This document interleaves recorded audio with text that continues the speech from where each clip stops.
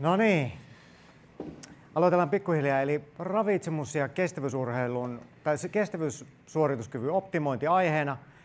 Ja saattaa olla, että itselleni hiemankin liian haastavan tuo alaotsikon, että mitä tällä hetkellä aiheesta tiedetään. Yritän parhaani tässä nyt, ehkä keskityn enemmän tiettyihin olennaisiin asioihin, joitakin asioita sivuutan vähän ohimennen kevyemmällä käsittelyllä. Mutta oikeastaan tarkoitus on vastata siihen kysymykseen, että millä tekijöillä on merkitystä kestävyysurheilussa siihen suorituskykyyn ja vähän tarkemmin eritellä myös, että missä lajeissa, missä tilanteissa ja kuinka paljon näillä erilaisilla tekijöillä voidaan asiaan vaikuttaa. Ja sitten otan lopussa vähän kantaa siihen, mitä tässä muutkin esittäjät on tuonut esille, että mikä se realiteetti käytännössä siellä urheilijoiden keskuudessa on, miltä se urheilijoiden ruokavalio yleensä vaikuttaa. Ja tietenkin oma näkemys perustuu siihen, että minkälaisia urheilijoita itse käytännössä usein ohjaa, mitä siellä nousee tematiikkaa esille, mutta osittain tätä tietenkin tukee tehdyt tutkimukset, muun muassa Oonan tutkimukset. Ja jos niin tiiviisti haluaa asiaa esittää, niin tässä on pitkälti ne olennaisimmat asiat. Että jos mietitään kestävyysurheilijan suorituskykyä, niin eniten vaikuttaa todennäköisesti ihan perusasiat, riittävä syöminen, eli riittävä energiansaanti, riittävä hiilihydraattien saanti. Ja niillä on vaikutuksia sekä lyhyellä että pidemmällä aikavälillä. Ja avaan sitä kohta tuossa tarkemmin. Proteiinilla taas on moniakin erilaisia merkitystä, mutta jos mietitään sitä niin urheilijan suorituskykyä, niin se yleensä ne edut heijastuu pidemmällä aikavälillä. Eli kun rakennetaan lihasmassaa ja erilaisia tukikudoksia, niin se hyödyntää sitä suorituskykyä pidemmällä aikavälillä. Sitten taas jos mietitään niitä muita, vaikka energiaravintoaineita, suojaravintoaineita, niin rasvan merkitys on ehkä niin kuin yksioikoisempi. Sitä tarvitaan terveyden tukemiseen ja totta kai niin kuin terve urheilija pärjää paremmin kuin sairasurheilija. Mutta sitten, että voidaanko vaikka rasvan laadulla tai määrällä vaikuttaa suorituskykyyn, niin yleensä ei. Tiedetään, että jos rasvaa syödään liian vähän, niin se haittaa hormonitoimintaa tai tutkimusnäyttö viittaa siihen suuntaan, tutkimuksia itse asiassa tosi vähän. Ja sitten toisaalta, jos lisätään määrää, se ei välttämättä lisää suorituskykyä, eikä sillä laadulla ehkä niin iso kriittistä merkitystä kuin vaikkapa hiilihydraateilla ja energialla.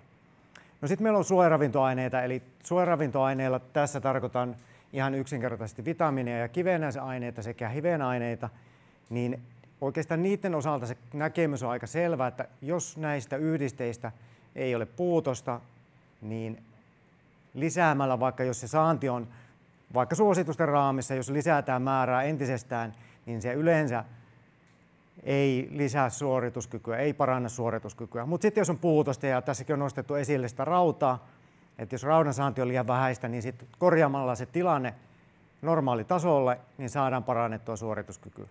Eli aneemikon kohdallakin se tilanne on kuitenkin palauttamista siihen normaalitasoon, ei paranneta suorituskykyä, mutta hänen yksilön kohdalla se voi olla sitä niin kuin suorituskyvyllistä optimointia. Eli hänellä muut asiat on vaikka kunnossa, mutta tällä asialla voidaan vaikuttaa yksilötasolla paljon. Et sitten taas jostakin isoista annoksista suojaravintoaineita, niin harvoin on mitään merkitystä, tai sillä ei saavuteta lisäetuja. Ehkä jossain yksittäisessä tapauksessa voidaan johonkin flunssan keston lyhentämiseen niin vaikuttaa sinkillä ja C-vitamiinilla. Mutta jätän sen niin kuin tästä asiayhteydestä pois. Nestetasapainostakaan en käy kattavasti aihealuetta läpi, otan siihen kantaa, että nestetasapainolla on vaikutusta suorituskykyyn ehkä vähemmän kuin mitä aikaisemmin ajateltiin, mutta sillä on kuitenkin tietyllä ehdolla merkitystä. Ravintolisistä aiheista on niin tehty paljon tutkimuksia, tai osayhdisteiden osalta tutkimuksia on paljon, osalta sitten huomattavasti vähemmän, osalla vaikutuksia. Ehkä ei tule yllätyksiä tässä, että millä on vaikutusta, millä ei, mutta peilaan näitä sitten vähän niin kuin nimenomaan sen kestävyyslajien kantilta, missä tilanteessa, missä lajeissa voisi olla hyötyä ja kuinka paljon.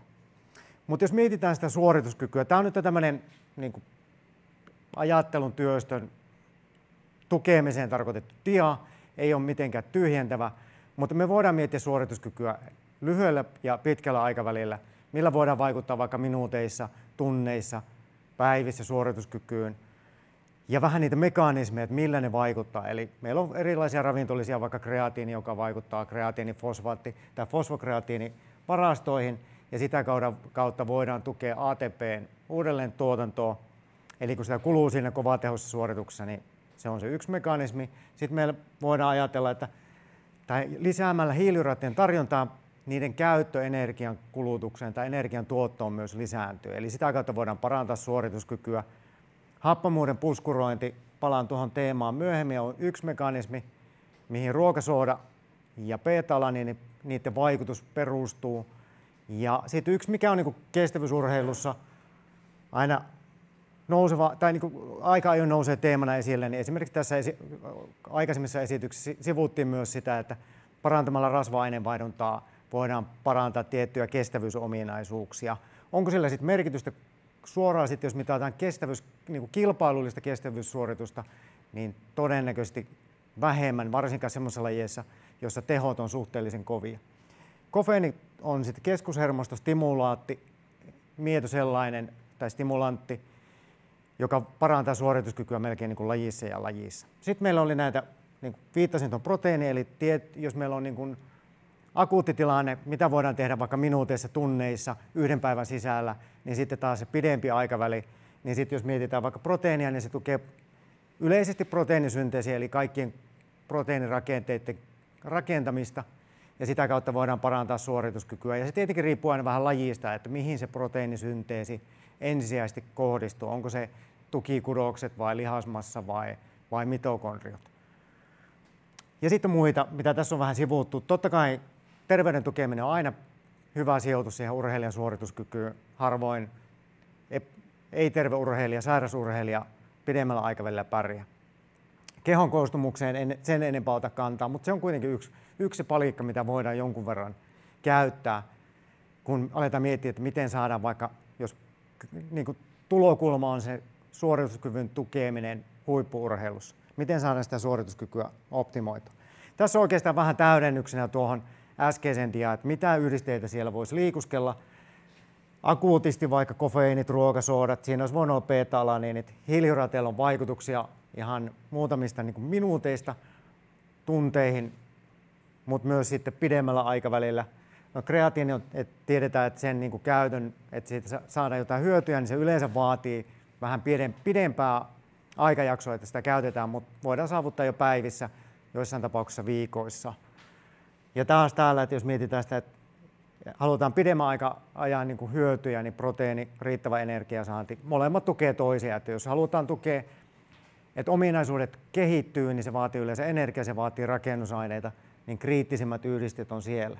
No sitten taas mietitään niin kuin käytännön näkökulmaa, niin että monesti lähestytään asiaa, että miten voidaan vaikka suorituskykyä optimoida, miten voidaan palautumista optimoida.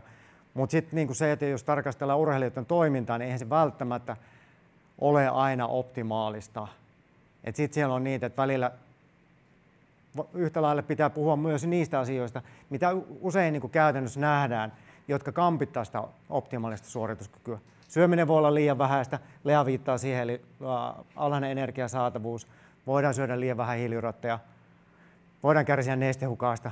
Et välillä on sitä, että mietitään, että okei, voidaan tukea urheilijaa ja tiedetään, miten hän pärjäisi paremmin tekemällä ne perusasiat, sitten voidaan optimoida, mutta välillä nähdään se, että urheilija menee kisaviivalle nestehukkasena liian vähäisellä energiasaatavuudella varustettuna ja liian vähän hiilihydraatteja tai liian matalilla verensokereilla. Ja se monesti on se, ja monesti nämä tilanteet on erityisen niin kuin kriittisiä silloin tietenkin, kun on tärkeimpiä kilpailuja, on vaikka olympialaiset ja muut. Kun siinä on kaikkea sitä muutakin painetta, niin sitten nämä perusasiat ja niiden hoitaminen monesti vielä korostuu. Mutta mennään eteenpäin. Käyn oikeastaan niin kuin läpi vähän energian merkitystä. Ehkä sitten kun tuossa käytiin terveyden kannalta Oona-esityksessä tarkemmin, niin nyt otan vähän kantaa siihen niin kuin suorituskyvylliseen puoleen. Että mikä se energian itsenäinen merkitys on sen suorituskyvyn kannalta.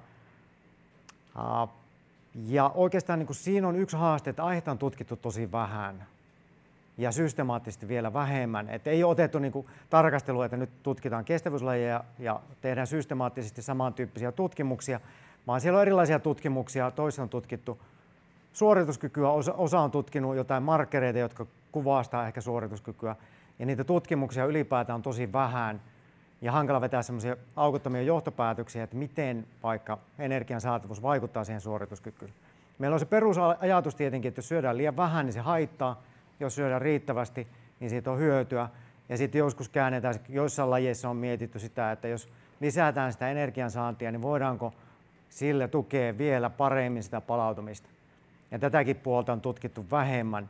Ja oikeastaan niin kuin mitä tiedetään aika hyvin, niin ehkä niin kuin voimaharjoittelun yhteydessä on tutkittu energian saatavuuden tai energian rajoittamisen merkitystä ja sen vaikutuksia suorituskykyyn.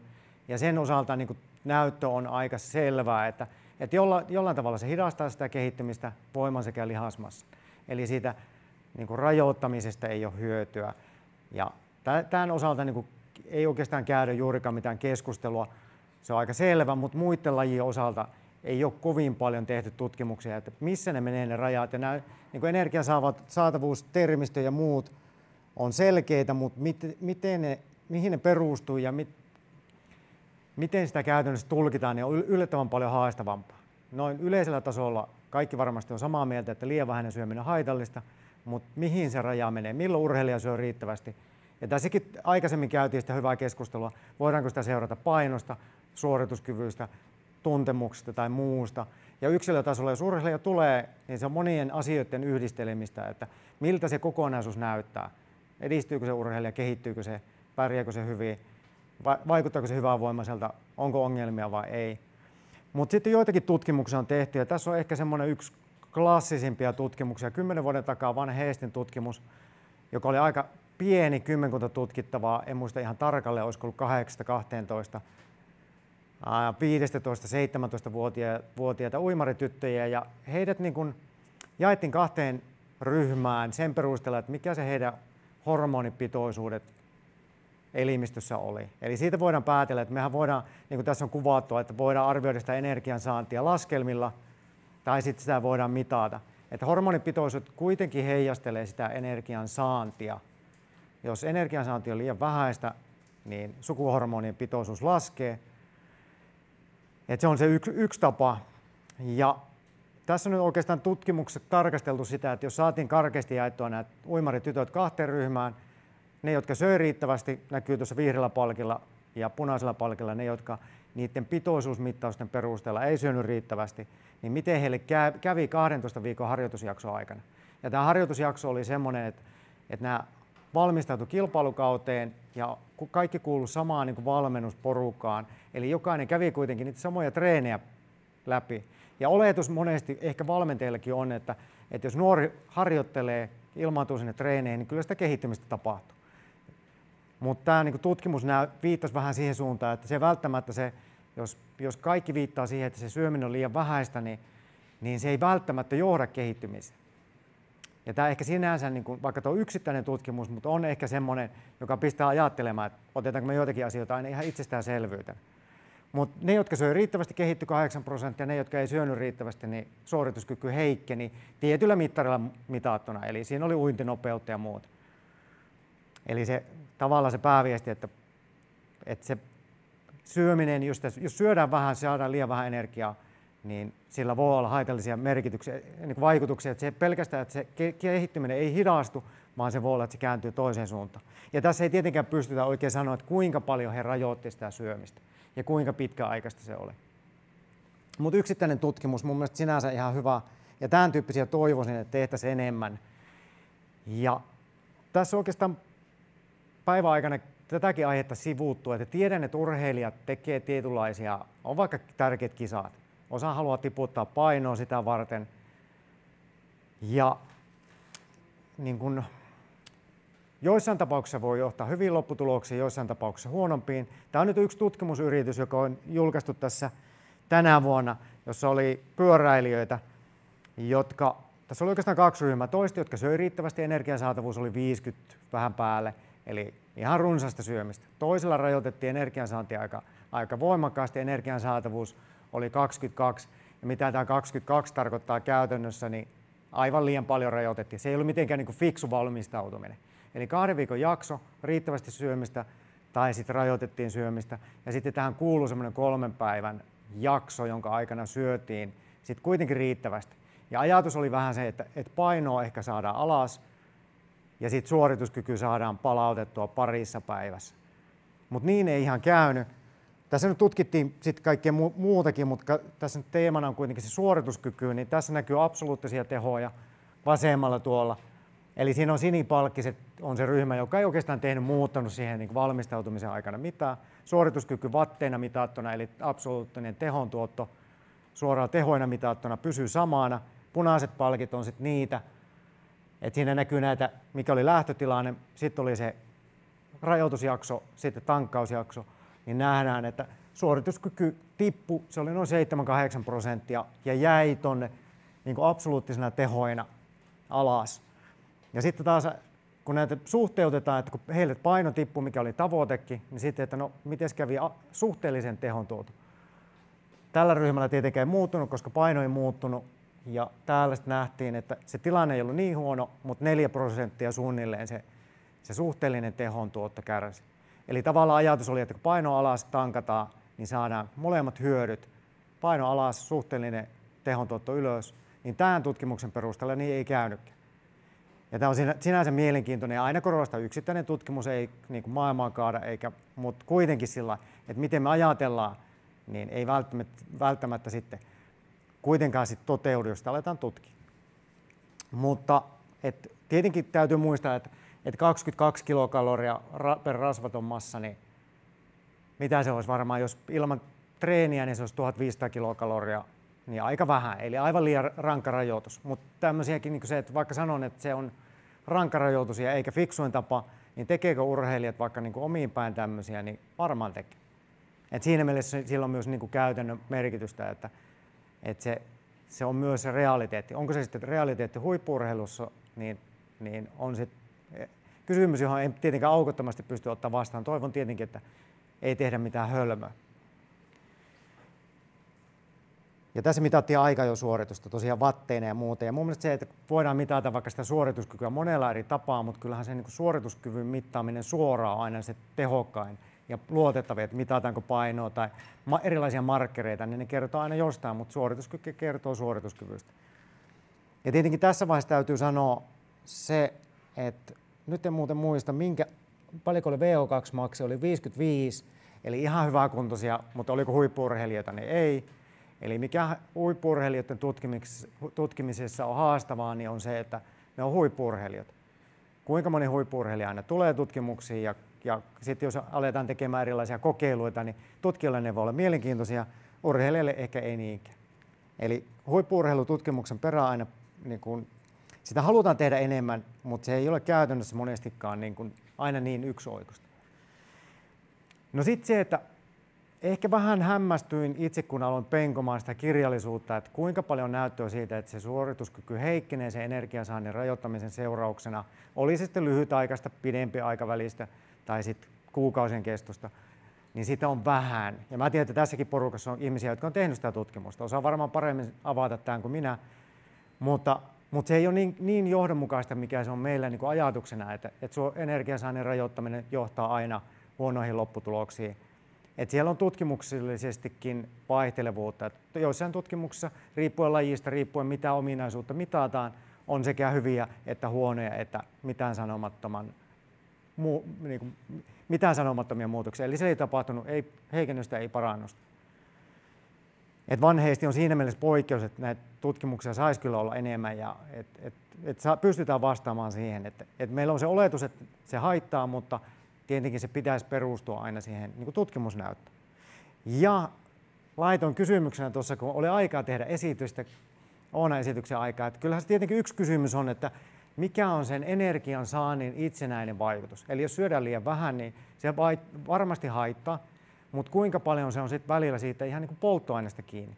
Jos meillä on glykogeenivarastot tyhjät, niin se suorituskyky heikkenee kestävyyslajeissa ihan takuun varmasti. Mitä pidempi kestoinen suoritus, sitä todennäköisesti. Eli kuinka paljon sitten se hiilihydraattien saanti on se, joka vaikuttaa. Ja hiilihydraatit on polttoaine, mutta kyllä nykyään niin kuin mun mielestä Oona toi tuossa hyvin esille, että se vaikuttaa myös rauta-aineenvaihduntaan, vaikuttaa luuston terveyteen, vaikuttaa immunipuolustukseen. Että se ajatus on vaan, että se on semmoinen mikä on ehkä urheilijoidenkin mielikuva, että se on polttoaine, joka on vähän niin kuin joskus semmoinen ristiriitaisia tunteita aiheuttava, että se on niin kuin haitallinen, siihen liitetään erilaisia mörköjä ja siitä nähdään tiettyjä hyötyjä, mutta se monesti johtaa siihen, mikä meillä on ehkä täällä Suomessa, toki muissakin maissa vallalla se, että sitä ei ainakaan syödä liikaa. Jos syödään jotain liikaa, niin se on se proteiini.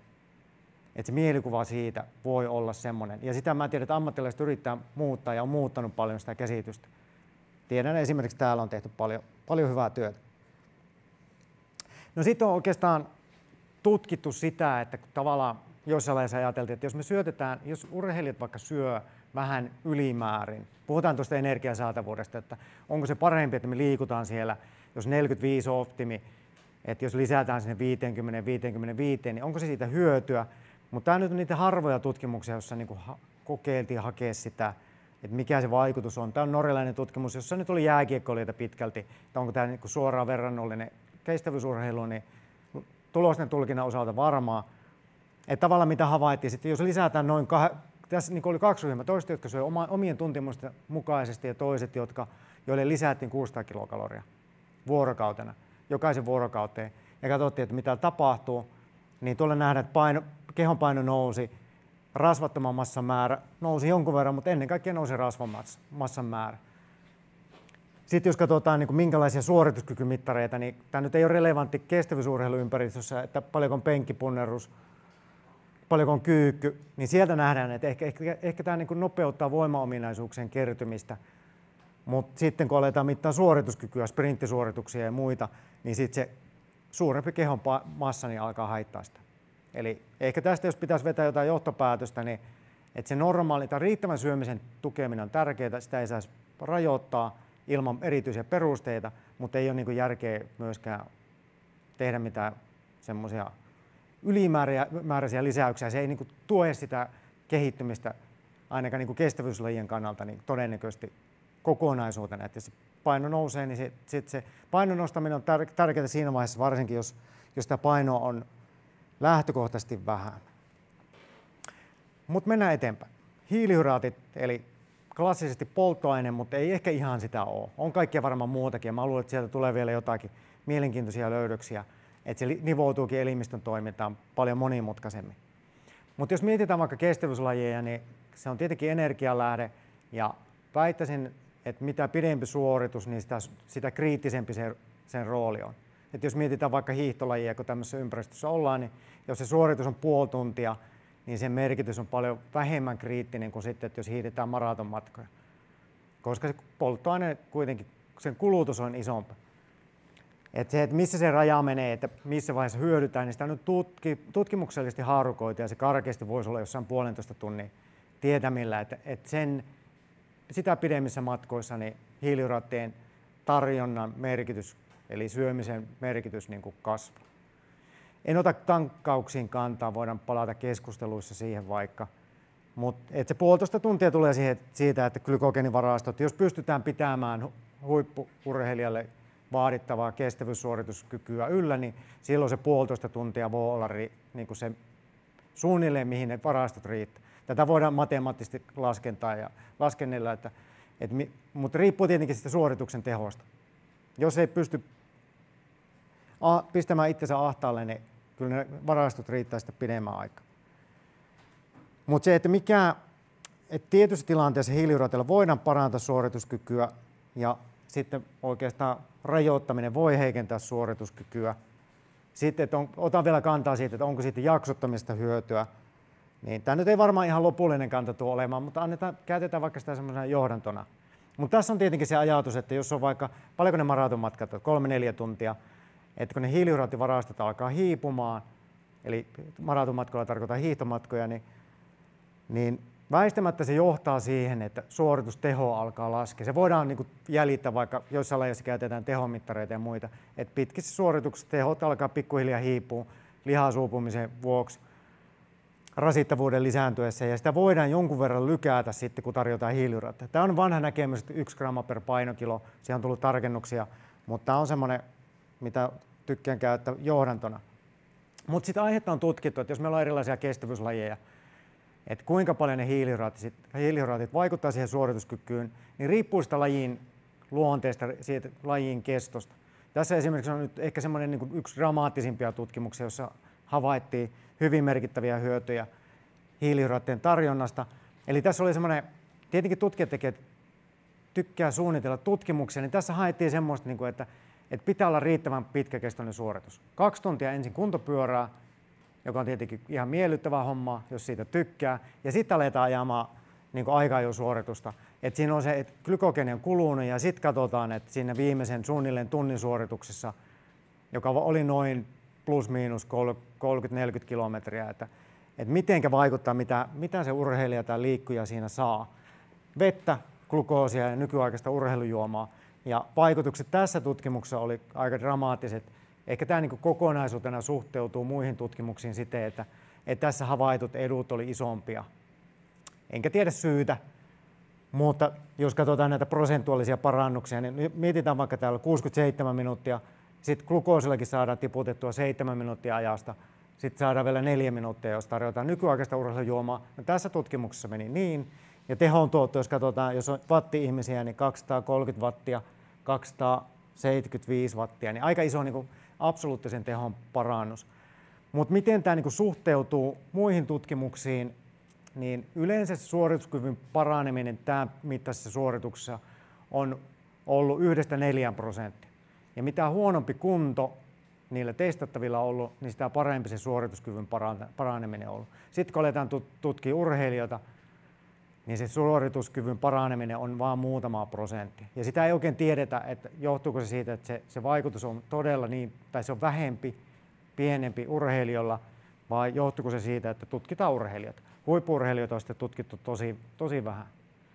Et tässä on esimerkiksi yksi yritys, niin sitten koostaa, kun aihetta on tutkittu, 136 tutkimusta ja niputetaan yhteen, että missä tilanteissa ulkopuolelta saadulla hiilihydraateilla, eli suorituksen aikaisella hiilihydraateilla voidaanko sillä parantaa suorituskykyä. Niin tässä nyt oli johtopäätös, tämä on nyt suht uusi ja vuoden vanha tutkimus, meta-analyysi, eli tähän niputettu ne kaikki vanhat tutkimukset yhteen ja tehty tilastoanalyysit, niin havainto oli se, että mitä kovempi kunto, niin sitä vähemmän siitä hyöty, tai käänteisesti, jos on aloittelija, kuntoilija, niin hyötyy hiilihydraateista enemmän.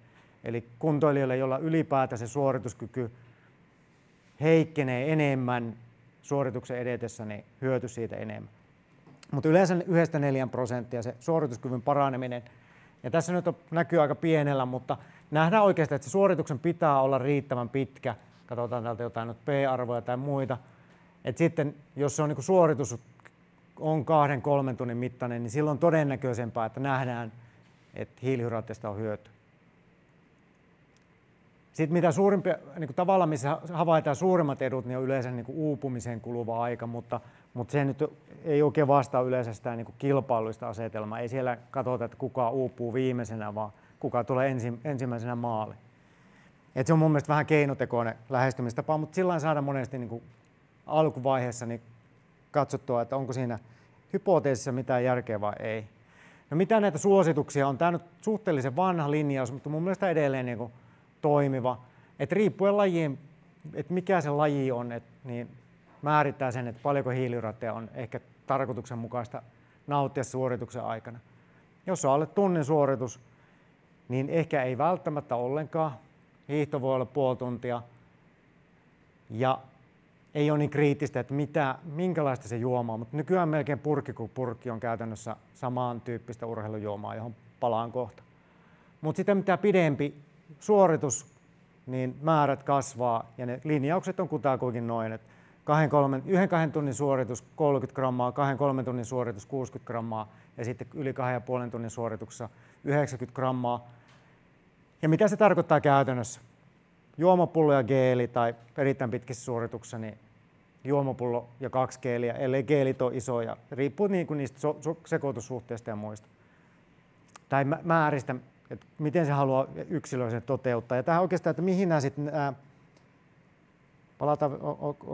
otetaan sellainen pieni tarkennus vielä tähän, että nykyaikaiset urheilujuomat on käytännössä ja geelit ja useimmat urheiluvalmisteet samantyyppisiä, että siellä on glukoosia tai glukoosin lähdettä, esimerkiksi maltodextriiniä 2 suhde 1, eli fruktoosin verrattuna. Ja se perustuu siihen, että ne imeytyy eri mekanismeilla. Glukoosi imeytyy aktiivisen imeytymismekanismin avulla noin 60 grammaa per tunti ja fruktoosi imeytyy hitaammin noin 30 grammaa per tunti. Ja tämä on se, että siihen se perustuu se 2:1 sekoitus ja melkein kaikki tuotteet on tätä samaa. Mutta onko tämä sitten se niin kuin absoluuttinen katto, että voiko ihminen imeyttää enemmän kuin 60 grammaa, niin selvitellään tällä hetkellä tutkijoiden toimesta. Ja näitä muutamia yrityksiä on tullut, että kokeillaan, että jos, ja mä tiedän, että esimerkiksi ammattipyöräilyssä, johon tässä on viitattu, niin on kokeiltu jo paljon isompia määriä siinä uskossa, että okei, kun ennenhän se ajatus oli enemmän niin kuin, että ei ylimääräisiä hiilihydraatteja, ei ylimääräistä painoa, ei ylimääräistä oikein mitään, niin nyt on menty siihen toiseen ääripäähän, että tarjota urheilijoille mahdollisimman paljon, yritetään sopeuttaa niitä, että niiden suolisto vetäisi enemmän kuin se 90 grammaa. Koska etappikisoissa, jos ajetaan vaikka se 3 viikkoa kisaa, niin kaikki asiat kertautuu, niillä alkaa olla merkitystä. Mutta onko tutkittu suorituskykyä suoraan, niin mä en löytänyt niin kuin julkaistuja tutkimuksia vielä. Ja se on mun mielestä vaan ajan kysymys. Et on tutkittu sitten, että jos annetaankin 90 grammaa sijasta, niin 120 grammaa, niin on nähty jotakin niin kuin merkkiaineissa, että ehkä siitä on jotain hyötyä. Tässä nyt oli lihaskudostuho, eli täällä on vaikka CK, eli kreatiinikinaasi, joka kuvastaa suoraan, että kuinka paljon lihakset on vaurioitunut, niin saattaa olla, että siellä saadaan 20 grammalla per tunti, niin saadaan vähennettyä sitä lihaskudostuhoa, joka todennäköisesti tarkoittaa sitä, että se suorituskyky ei parane niin kuin ton mittarin perusteella, mutta palautuminen voisi olla aavistuksen nopeampaa. Mutta yksittäinen tutkimus, mutta odotamme, että mihin mennään. Eli mä lupasin vastata siihen, että mitä tällä hetkellä tiedetään, mutta en kovin paljon pysty ennustamaan tulevaisuutta. Mutta luulisin, että ei se 60 grammaa ole mikään niin kuin absoluuttinen katto. Että ihmiselimistö on mukautuva, että jos vaikka suolisto tulee, tai jonkun niin kuin vatsataudin jälkeen niin kokeilee, että pystyykö imeyttämään niin 60 grammaa, niin ei varmasti, mutta siihenkin elimistö sopeutuu ihan parissa päivässä. Sitten taas, että pystytäänkö siitä nostamaan sitä määrää, niin mun mielestä elimistö on taas sopeutuvainen, niin todennäköisesti pystytään. No sitten otan kantaa asiaan, jonka en ehkä näe niin kuin kaikista tärkeimpänä, mutta ihan sinänsä tutkimuksellisesti mielenkiintoinen. Hyvä esimerkki siitä, että kerrankin tutkijat tekevät systemaattisesti jotain asiaa niin kuin vuodesta toiseen niin kuin sillä, miten se pitäisi tehdä. Eli 2004 alettiin tutkia, että voidaanko, kun tavallaan lähti tämmöinen ajatus, että urheilujuomien vaikutus välillä realisoituu nopeammin kuin se voi fysiologisesti olla perusteltu. Että voisiko se selittyä jollain muulla mekanismilla, voisiko keskushermosto välittää olla se välittävä vaikutusmekanismi, niin ilmeisesti voi olla, että juomia purskuttelemalla voidaan saada jotain suorituskyvyllisiä hyötyjä. Ja sitä alettiin tutkia, että kokeillaan ensin 5 sekuntia, sitten on kokeiltu, että okei, 10 sekuntia parempi kuin 5 sekuntia. Jokainen voi muuten kokeilla, että minkälaista on vaikka urheilusuorituksen aikana purskutella 10 sekuntia. Niin siinä vastataan siihen kysymykseen, miksi sitä ei kovin paljon yleistynyt. 5 minuutin välein, että jos meillä olisi vaikka hiihtokilpailu, puoli tuntia, vedetään 10 vaikka pertsää ja siinä purskuteltaisiin aina välillä mäen päällä, niin ei nimittäin onnistu. Että hyvä, mielenkiintoinen hypoteesi ja saatu yllättävän hyviä tuloksia. Ja se ajatus oli ensin monellakin tutkijalla se, että se ei ole se, niin kuin se glukoosi, joka siellä juomassa vaikuttaa, vaan se on se maku, että se parantaa sitä suorituskykyä. Mutta sitten kun tehtiin keinotekoisia juomia versus urheilujuomatestauksia, niin huomattiin, että ei se keinotekoinen juoma paranna sitä suorituskykyä. Mutta yksi havainto oli myös sitten, että suurimmat vaikutukset havaitaan niin kuin paastonneilla, eli jos olette yön ollut syömättä ja sitten menette aamulla tekemään sen testin, niin silloin siitä saadaan isompia hyötyjä, joka ei jälleen kerran ole kovin niin kuin realistinen asetelma. Ja sitten on tehty, tässä nyt ihan uusimpia tutkimuksia jo muutaman vuoden takaa, mutta niputettu yhteen näitä tutkimuksia, että onko sillä paastolla väliä, ei näyttänyt olevan. Onko suorituksen kestolla merkitystä, niin tähän tutkimuksen mukaan että suurimmat hyödyt havaitaan jonkun 10 minuutin suorituksen aikana. Eli tosi lyhyitä, mutta siinäkin mietitään, että käytännössä pitäisi vaatia sitä, että lähtöviivalla purskutellaan, 5 minuutin kohdalla purskutellaan ja sitten jossain välissä ehkä lisää purskutellaan.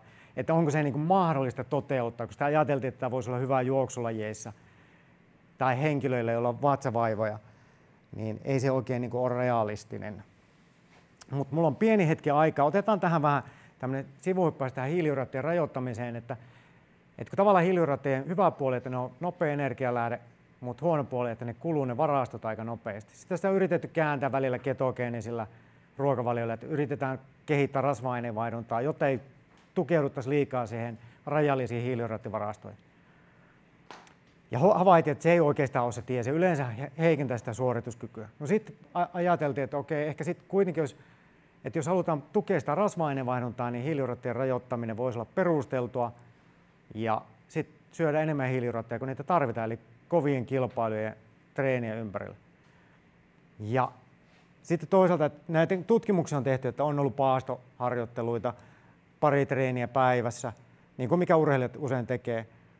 No ketogeeniseen ei ota enempää oikeastaan palaa siihen, mutta että urheilijat niin kuin käytännössä tekee aika paljon harjoittelua joka tapauksessa niin kuin vajaalla glykogeenivarasto, joka on yksi semmoinen viesti, johon palaa vielä. No näitä tutkimuksia on tehty jonkun verran ja näytti ehkä niin kuin sillä kokonaisuutena, että ehkä se niin kuin, täällä on hiilihydraattien rajoittaminen tai niin kuin jaksottaminen. Eli silloin kun tehdään kovia reeniä enemmän hiilihydraatteja, silloin kun tehdään kevyttä harjoittelua niin vähemmän ja rassataan sitä kautta rasva-aineenvaihduntaa, mutta tarjotaan hiilihydraatteja silloin kun niitä tarvitaan.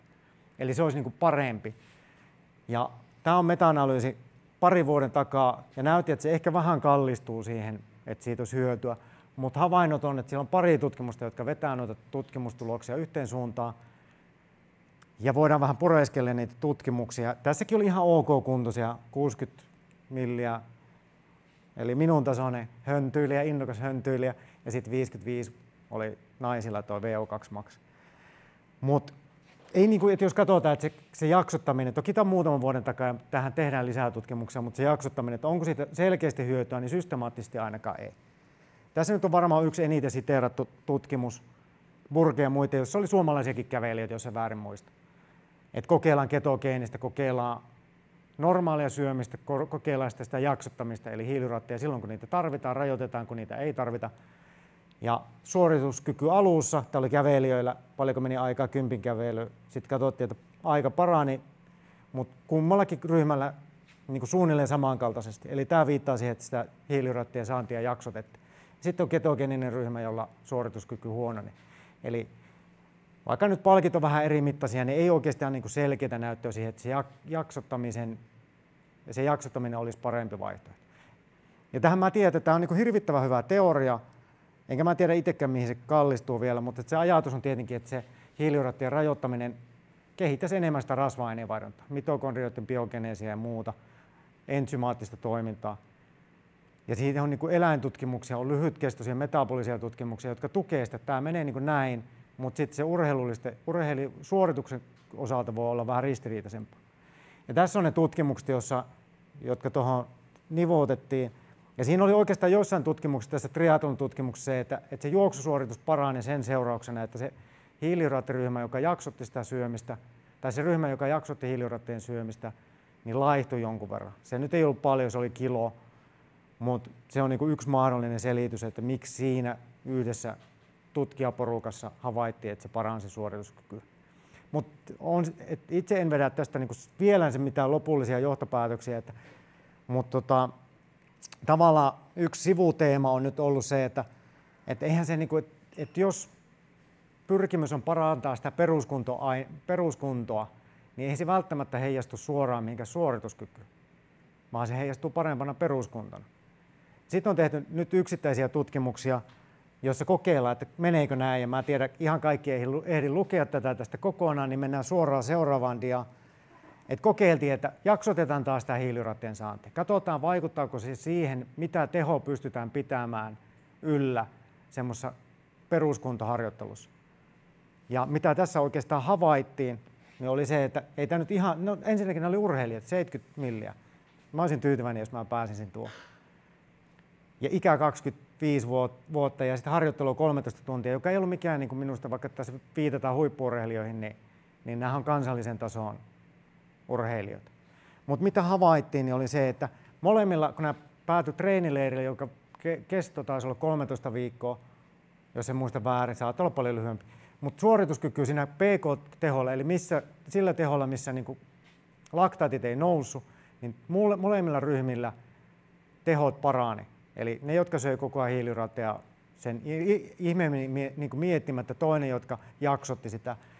Mutta siinä ei ollut niin ryhmien välillä eroa. Eli se PK-kehittyminen ei ollut sen kummempaa. Eli se treenaaminen näytti olevan tärkeämpää kuin se, että lähdetään muokkaamaan sitä hiilihydraattien saantia.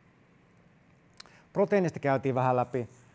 Tärkeä, ei ole yleensä ongelma. Mullakin on ollut urheilijoita, joiden proteiinisaanti, jos se suositus on 1-2 grammaa, niin on ollut niitä urheilijoita, joilla on 3-4 grammaa per painokilo. Ne saa käytännössä saman verran proteiinia kuin hiilareita. Mutta viimeisen loppuun tähän niin sit näistä ravintolisistä, että oikeastaan tässä nyt ei ihmeempiä muutoksia ole tullut, että kofeiini, beta-alaniini, kreatiini, ruokasooda ja nitraatti on ne. Tähän tuli nyt kalsiumi kummittelemaan, mutta ei anneta se häiritä. Tässä on vähän sitä linjaa siitä, että milloin niistä on hyötyä, niin kofeiinin osalta niin se näyttö on niin laaja, mä palaan siihen vielä kestävyysurheilun osalta seuraavassa diassa, että siitä on niin melkein hyötyä kuin tilanteessa, jos olet semmoinen henkilö, joka siihen reagoi suotuisasti. Että kestävyys, suorituskyky, nopeus, motoriikka ja niin edespäin. Mutta sitten taas, että jos mietitään nitraattia, niin se tutkimusnäyttö on vahvinta 5-30 suorituksen mittaisista suorituksista. Ja näyttö vahvinta niillä, tästä ei yksi osa pois, mutta niille, joilla on vähemmän sitä harjoitteluhistoriaa. Eli nitraatti voi olla tehokkaampi niille, jotka ei ole niin hyvää kuntoisia. Kun se vaikuttaa verisuonten laajenemiseen, hapen kulkeutumiseen ja muuta, niin se urheilijoilla todennäköisesti on aika hyvällä mallilla muutenkin, niin he ei pysty sitä välttämättä parantamaan. Ja sitten beta-alaniini, ruokasooda, mun mielestä enemmän semmoinen, se on nyt yleistynyt, mutta mun mielestä se niin edelleen monissakin lajissa se järkevin käyttö molempia osalta, eli ne on happopuskureita, eli vähentää elimistön happamuutta ja sitä kautta parantaa suorituskykyä 1-4%, niin monesti se on parempi väline siellä niin kuin harjoittelun tukena. Silloin kun tehdään kovia anaerobisia vetoja, niin voidaan parantaa sitä harjoittelun laatua. Toki sitten jos se laji on alle 10 minuuttia, niin sitten se voi vaikuttaa siihen suorituskykyyn, vaikka sprinttihiihdossa ja muissa. Ja mä tiedän, että näitä kokeiluja on tehty. Ruokasoodan tietenkin haitta on se, että se suurimman osan maha ei tahdo sitä kestä. Mutta sitten just tämmöisiä niin suoraan kestävyysurheiluun liittyviä kofeiinikoosteita julkaistu ihan tässä hiljattain. Ja katsottiin taas, että vaikuttaako suorituskykyyn ja ihan hyvää kuntoisia 50-70 milliä hapeuttokykyyn, katsottiin aikajosuorituksiin. Niin kyllä se aika niin systemaattisesti viittaa siihen, että kofeiini parantaa suoritusta. Tuolla on pienemmät annokset, 1-3 milligrammaa, täällä on niin 4-6. Ja näyttäisi, että aavistuksen paremmat tulokset saadaan isommalla annoksella, ehkä johtuen siitä, että suuri osa kuitenkin juo kahvia. Eli 3% suorituskyvyn paraneminen. Eli kuitenkin jotakin hyötyä. No millä ravitsemustekijöillä merkitystä? No, sen verran ehkä lyhyt esitys, että ne olennaiset on pysynyt jotenkin niin kuin ajatuksessa edelleen, mutta tässä ehkä tiivistettynä se ei välttämättä niin kuin mitään maata mullistavaa, riittävästi ruokaa, riittävästi energiaa. Hiilihydraatteihin mun mielestä edelleenkin niin kuin pitää kiinnittää käytännössä eniten. Se ei tunne niin itsestään kuin proteiinisaanti. Nestetasapainon osalta niin se näyttö on kallistunut siihen, että vaikka Suomen perusolosuhteissa tänä vuonna ei ole sellaisia perusolosuhteita juuri kesällä ollut, mutta että yleensä Suomen kaltaisissa olosuhteissa niin se nestehukka, ennen olisi sanonta, että 2% nestehukka heikentää suorituskykyä 20%, niin pätee ehkä labraolosuhteisiin, mutta ei todellisiin ympäristöihin. Eli se heikentää suorituskykyä, mutta yleensä vaaditaan 3-5% koko luokkaa oleva nestehukka, että se heikentää suorituskykyä. Kuumassa sitten pienempi. Eli se on tärkeä, mutta ei ehkä niin suurta huolta aiheuttava kuin mitä aikaisemmin ajateltiin. Hyppään tämän yli ja päätän oikeastaan tähän, että miten se niin näkyy vaikka mun vastaanotolla. Tämä ei ole mun luoma diasarja, mutta kuitenkin, että mikä on niin tyypillistä, mikä jos urheilijat lähettää kuvia, niin monestikin huomaa se, että mistä nipistetään, niin on se hiilihydraattien saanti. Ei syödä turhia hiilareita.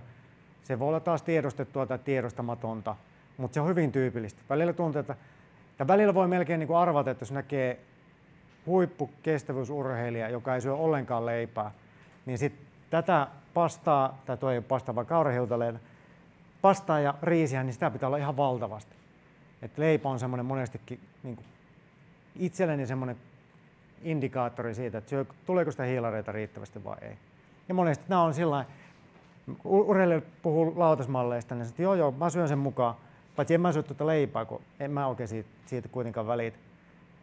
Niin leipä on kuitenkin monesti, jos tähdätään sinne 10, mullakin on ollut urheilijoita, joilla niin hiilihydraattien saanti, mihin on hänen harjoittelumäärillä ja hänen harjoittelutyylillä niin on tähdätty, niin on ollut yli sen 12 grammaa per painokin, joka ei tule sitten ihan niin kuin ilman siihen panostamista. Vaatii jo yhtä lahjakkuuden osalajia, joka on sitten se semmoinen niin kuin kyky syödä monotonista ruokaa ja todella paljon. Mutta siihen se voisi tietenkin tiivistää. Perusasioilla päästään. Ja niin kuin näyttää, että moni semmoinen, mikä on ollut mielenkiintoinen ja hyvin niin kuin pitkää. Ja tavallaan jos aletaan niin kuin teoriasta työstää sitä tutkimuksen tasolle, niin voi kantaa aika pitkälle, mutta sitten kuitenkaan ei näytä heijastumaan ihan sillä tavalla, miten se ajateltiin. Mutta sitten perusasioilla ja sitten muutamalla ravintolisillä, niin tässä ehkä se perusviesti. Kiitos.